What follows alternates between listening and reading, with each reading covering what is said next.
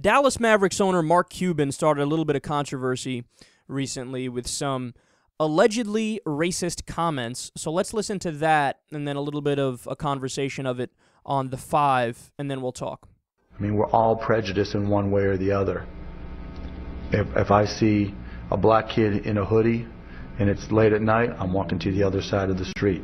And if on that side of the street there's a guy that has tattoos all over his face, white guy, bald head, tattoos everywhere, I'm walking back to the other side of the street. And the on of stereotypes that we all live up to and are fearful of. I think that's a pretty honest statement on his part, Eric. Do you think that's probably an accurate statement that most people have those kind of prejudices? I love Cuban. He's a great guy. He speaks his mind, and that may be where he is. I don't think that represents everybody. No, I don't. I think maybe, 30, 40 years ago that may have been the case, but I think we've come a really, really long way. I think I will tell you unequively, a black kid in a hoodie doesn't make me cross the street. And I'm nowhere near the size of Mark Cuban. How about if it was 6 of them in black hoodies and you were up in Harlem on Saturday night? If there were 6 of any, I'm up in Harlem at night? Yeah. Okay. What is this, a game we're playing here? Maybe, I don't know, but I probably would move the other way if there were 6. Anyone. If they were listening to that crazy hip hop music. I hate that hip hop music. I bet you people cross the street when they see you coming though. This is interesting. Okay, so Cuban was was he referring to his bigotry or a concern for safety? Because I looked up. This is a quote from Jesse Jackson. There's nothing more painful to me at this stage in my life than to walk down the street and hear footsteps and start thinking about robbery, then look around and see somebody white and feel relieved. It's more about the idea of gangs, and when a black man is saying that, it's not racist. Right. And so I think Cuban is referring to that kind of idea that when you're walking down the street, that's why you shouldn't walk. Yeah. Don't walk. So here's the thing about this entire controversy. I think there's a fine line between judging somebody and pre-judging somebody. That would be prejudiced if you're pre-judging somebody.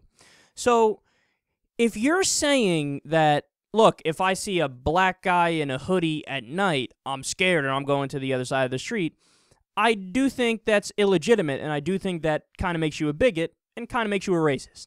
Okay, now, of course, there's, varying levels and degrees of racism. And, is it also by the same token prejudiced to say if you see a bald white guy with tattoos walking down the street that you're going to move to the other side? That's also a bigoted, prejudiced kind of statement. I think there's no question about it. But here's where the fine line comes into play. I would have no problem with what Mark Cuban said if he added a few things. So if he said, look, I would be scared if there was a black guy in a red hoodie with a red bandana hanging out of his pocket in Compton. Now all of a sudden, I don't think it's prejudiced. Okay, it's not bigoted. Now you're not prejudging, you are judging. Because there's enough evidence based on the appearance in that circumstance that you're dealing with a gang member right here. Red hoodie, red bandana hanging out the pocket in Compton? Okay, yes, now there's a problem. Now it's fine to say, I'm not going to walk on that side of the street. And I don't think that's racist, and I don't think that's prejudice, and I don't think that's bigoted. It is bigoted if it's just any black guy in any color hoodie without the bandana in any given town in America. That is pretty racist. And by the same token, so let's use the white guy example. If we're talking about a tattooed, bald white guy, and you want to get away from him, again, that's bigoted, that's prejudice. But if it's a tattooed, bald white guy, and one of the tattoos is a swastika, yes, you can get away from him, and that's not prejudiced. That's not bigoted. Again, there's a difference between prejudging and judging.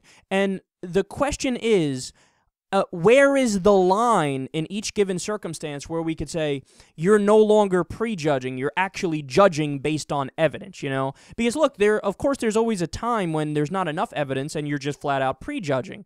But given, with enough little pieces of evidence, yes, you can begin to paint a mental picture and come to certain conclusions about a person based on their appearance, and it's not necessarily prejudging, it could just be judging. So look, another example.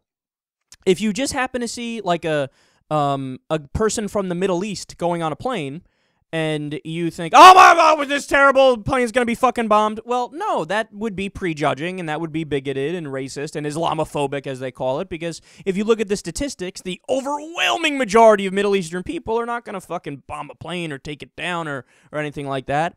But if you see a Muslim guy going onto an airplane wearing traditional Muslim garb and praying under his breath, yeah, well, that's a different story. Yes, in that case, you might say, all right, that might be a problem. And it's not necessarily prejudging. In that case, it might just flat out be judging.